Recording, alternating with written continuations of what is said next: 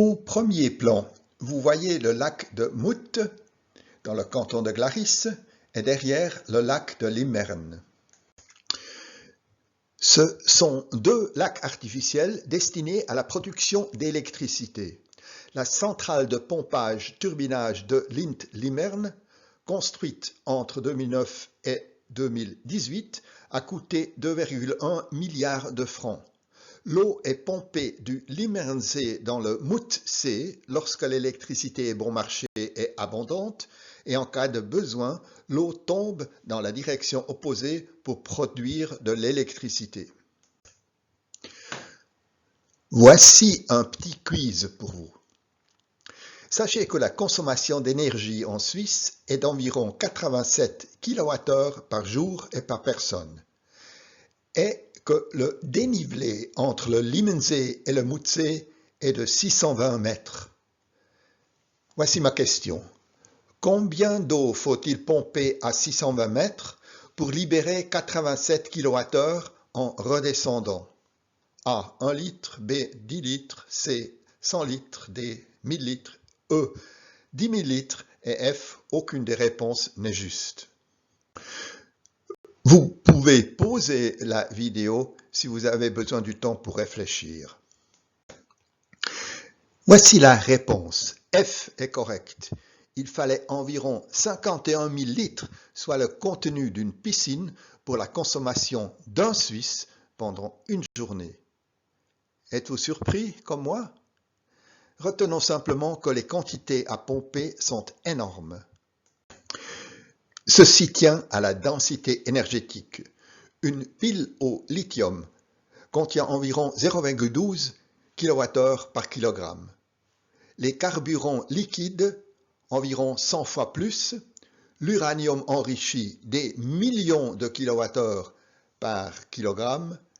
Par contraste, l'eau du ruisseau qui tombe de 300 mètres pour 1 kg ne contient que 0,001 kWh.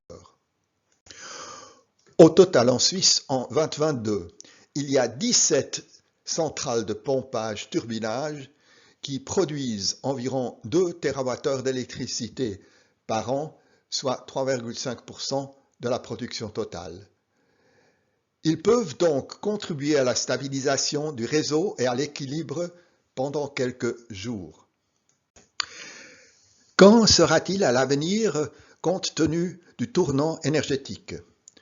Voici un graphique des besoins prévisibles en électricité pendant le semestre d'hiver. Axe Y TWh, axe X période 2000 à 2060. Bleu hydroélectricité, vert solaire ou éolien, orange nucléaire.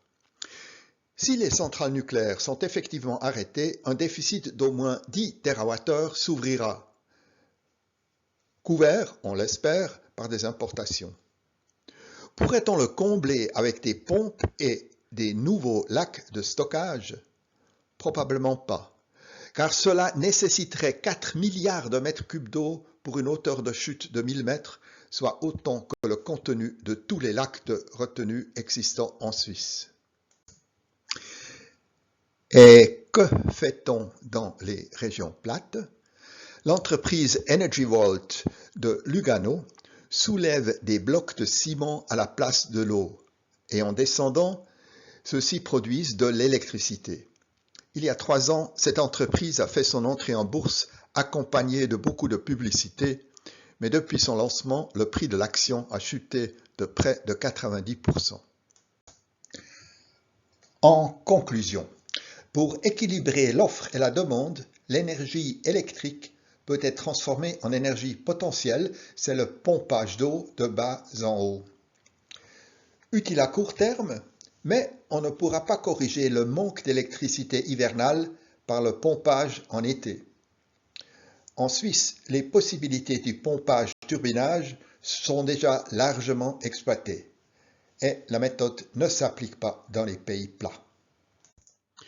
Vous trouverez les sources utilisées dans la description de la vidéo ci-dessous.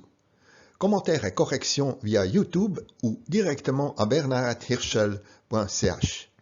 Merci pour votre intérêt et à bientôt.